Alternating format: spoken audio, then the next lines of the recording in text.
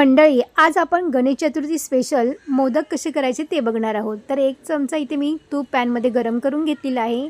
1 वाटी इथे मी बारीक रवा घातलेला आहे। रवा छान भाजल्यानंतर आपण त्याच्यामध्ये 1 वाटी सुक्या नारळाचा किस घालायचा आहे, म्हणजे डेसिकेटेड कोकोनट घालायचं आहे। ते सुद्धा छान परतून घ्यायचं आहे।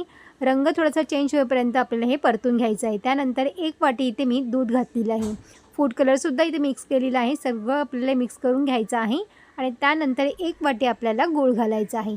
हे सगळं साहित्य आपल्याला एकाच वाटीने मापून घ्यायचं आहे आणि त्यानंतर ही मिश्रण थंड झाल्यावरती 2 चमचे दूध पावडर घालायचे आहे। त्यानंतर याच्यामध्ये जायफळ घालायचं आहे, वेलची पूड घालायची आणि सगळं आपल्याला मिक्स करून आपल्याला याचे मोदक तयार करायला घ्यायचे। तर मोदक त्याच्यामध्ये थोडंसं तूप लावायचं आहे। त्यानंतर अशा पद्धतीने हे दाबून थोडंसं लावायचं आहे बघा। आतमध्ये मी थोडंसं याच्यामध्ये पिस्तासुद्धा घातलेला आहे। तर अशाच पद्धतीने मी सगळे मोदक इथे तयार करून घेणार आहे। डिटेल व्हिडिओ आपल्या चॅनलवरती अपलोड केलेला आहे, नक्की जाऊन चेक करा आणि व्हिडिओ आवडला असेल तर लाईक, शेअर आणि सबस्क्राईब करा। थँक्यू।